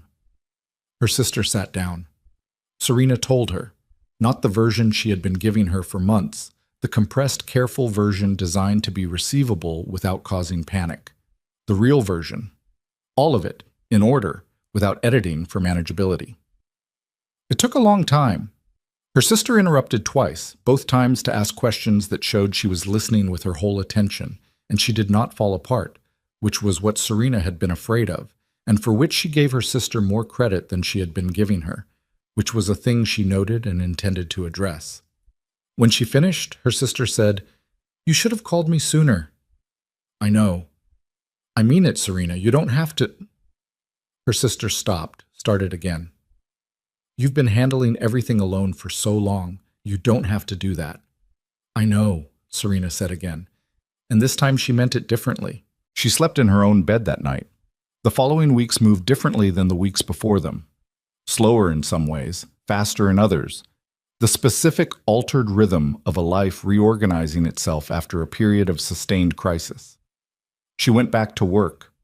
She continued her sessions with the therapist she had started seeing 2 weeks into staying at the penthouse, a woman named Dr. Marsh, who had an office in the Calvert district, and who did not, to Serena's relief, specialize in any particular school of therapeutic language, but simply asked good questions and waited for the real answers without filling the silence. She started painting again, not as a performance of recovery, not as proof that she was healing at the rate she was supposed to be healing, but because she bought a set of watercolors one afternoon on a walk through the Meridian district and came home and opened them and didn't stop for 3 hours. The criminal proceedings moved through the system with the particular grinding pace of the law, which was not cinematic but was real. Damien's cooperation testimony was taken over 2 sessions. He received a reduced charge recommendation in exchange for it, which her attorney told her about and which she sat with for an afternoon before deciding that what mattered was not the specific calibration of his punishment, but the fact that the record now existed. The documented, permanent, publicly available record of what he had done, which could not be undone and which would attach to him for the remainder of his life. That was enough. It had to be enough. She made a choice to let it be enough and moved on. Victor Crane's case proceeded to trial. She testified. She had said she would be in the room, and she was in the room. The witness stand in a federal courtroom with fluorescent lighting and the smell of old carpet and a gallery of people she could see without focusing on, and Crane's defense attorneys who were very good and whom she answered with the flat, precise voice she had developed for exactly this purpose. She was on the stand for 4 hours across 2 sessions. She did not flinch, and she did not perform composure, which were different things that looked similar from the outside. When it was over, she walked out of the courthouse into the afternoon and stood on the steps and breathed the outside air and felt something she couldn't immediately name settle into her chest. Not victory, something quieter than victory. Completion. The feeling of a thing fully done. Dr. Marsh, at their next session, asked her what the courtroom had felt like. "Like being seen," Serena said. "The right way. On my own terms." Dr. Marsh nodded and wrote something down. The conversation with Lucien happened 3 weeks after the conference room at Cole's firm. Not because she had been avoiding it. She had not been avoiding it. She had been letting it find its right moment, which was different. But because some conversations required a particular quality of ground to stand on, and she needed to build that ground first, do the internal work that would allow her to have the conversation without performing a version of herself she didn't actually inhabit yet. She asked him to dinner. A restaurant in the Calvert district, not Bellecour, not the penthouse, a public place with ordinary tables and noise and the ordinary motion of other people living their lives around them. He came without comment on the choice of venue. They ordered and the waiter left and she said, "I've been thinking about what you told me, about the photograph and the 8 months. He set his water glass down. "I've been thinking about what it cost you to tell me the truth in that room," she said, "because you didn't have to. Crane's allegation was about the account. You could have addressed the account and said nothing about the photograph or the 8 months, and I would never have known. The photograph didn't come up in any of the legal proceedings." Lucien was looking at her steadily. "So the choice to tell me the full truth when you didn't have to tells me something about who you are that I couldn't have known from 4 years of working beside you." She picked up her fork and then put it down without eating. "I'm not forgiving the 8 months because I think it was acceptable. I'm not going to tell you it was fine, because it wasn't fine, and you know that. But I understand the difference between a man who hides things to protect himself and a man who makes a wrong call and then tells you about it when he doesn't have to." She met his eyes. "You're the second kind." Lucien was quiet for a moment. That doesn't mean I've figured out what this is, she said, or what I want it to be. I've spent 3 years mistaking intensity for care, and I'm not in a hurry to make a determination about anything. But I wanted you to know that I'm not... She paused, chose the next word carefully. Finished. Something moved in his face. Finished with what? With whatever this has been, she said. With finding out what it is. He looked at her for a long moment. That's enough, he said. That's more than enough. That's it, Sing. The food came, and they ate, and they talked about things that were not the last months. About a book he was reading, about a project at Bellecour that she had been managing in the background of everything else, and that was going well. About her sister, who had booked a flight and was coming to visit in 2 weeks. The conversation moved easily, and she found herself surprised by how easily, how little effort it took to be in his company when she was not also managing her own reactions to being in his company, when she was simply there, present, not at a distance from herself. The trial verdict came in 6 weeks later. Guilty on all counts for Victor Crane. Guilty on 4 of 6 counts for Damian Cross, with the remaining 2 counts resulting in no verdicts and being subsequently dropped in the interest of judicial economy. Damian was sentenced to 7 years. Crane was sentenced to 14 with a federal enhancement for obstruction that added 3 more. She was in Cole's office when Cole called her with the verdict. She said thank you and ended the call and sat in her own apartment that evening. She had been back in her apartment for 2 months by then, had repainted the bedroom wall a shade of deep ochre that she had seen in a hardware store and wanted immediately, had bought 3 new plants, had hung one of her own watercolors in the kitchen, and she opened a bottle of wine she had been saving for no particular reason, just been saving.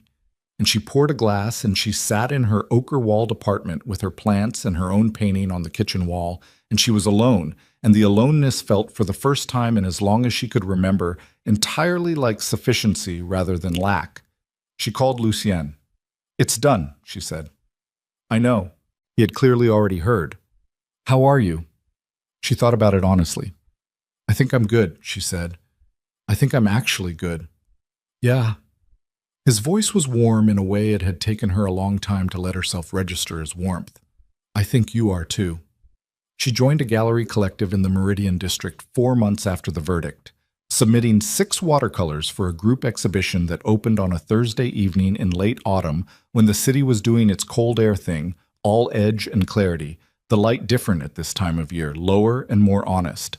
She stood in the gallery with a glass of wine she wasn't drinking and watched people look at her work and felt the particular exposed quality of that. The way making something and putting it in front of strangers was its own specific kind of courage, unrelated to courtrooms and testimony and evidentiary chains, but requiring something from the same place inside her. Her sister was there.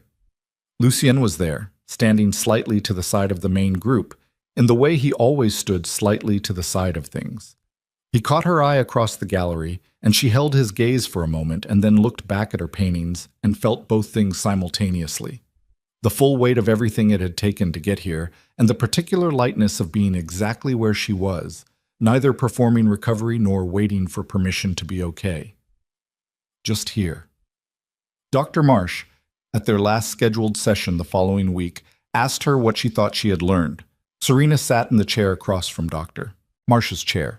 She had grown accustomed to the specific quality of this room, the neutral colors, the plant on the windowsill, the sound of the street below, and thought about the question with the honesty she had been practicing. That I was already someone before any of this happened, she said. That the things I thought were weaknesses, the way I made myself invisible, the way I managed other people's emotions at the expense of my own, the way I kept everything internal, those weren't character flaws. They were what I built to survive an environment that required them. And surviving isn't the same as living. She looked at the plant on the windowsill. The difference between surviving and living is whether you're making choices or just avoiding consequences. Dr. Marsh was quiet for a moment. I think that's enough for today, she said, which was the highest compliment Dr. Marsh gave. The last thing that happened was small and unwitnessed by anyone except the 2 people it happened to. It was a Sunday morning in winter, the city doing its quiet weekend version, the streets below less dense, the quality of the light through Lucian's penthouse windows pale and horizontal. She had spent the night. She did this sometimes now, without ceremony, without either of them making it into more or less than it was. And she was standing at the kitchen counter making coffee when he came in from wherever he had been, and she handed him a cup without turning around, and he took it and came to stand beside her at the counter, and they stood there in the pale winter light with their coffee and the city below them and the quiet between them. That was not uncomfortable, but instead the specific, comfortable quiet of two people who have been through something difficult together and come out the other side of it, still choosing to be in the same room. He said, "You still free, Kara?" She had not heard him use that word before. It landed in her chest in a way she hadn't expected. She looked at him. "Freer than I've ever been," she said. He looked at her with that look she had spent 4 years not letting herself look at directly, and she looked back at it this time, let herself see it fully, the depth of it, and the patience of it, and the thing underneath that was not ownership or need, but something she recognized now as what care actually looked like when it was clean. She turned back to her coffee. Outside, Blackridge City roared beneath them, cold and beautiful, and violent and endlessly alive, a place that had tried to use her and had found out what she was made of instead. And inside the kitchen of the penthouse, where she had first understood that the cage Damien had built had a lock on the outside, not the inside, Serena Vale drank her coffee in the winter light and was not surviving anything. She was just living, which was, she had come to understand, the harder thing and the better thing and the only thing that was actually worth the cost of getting here.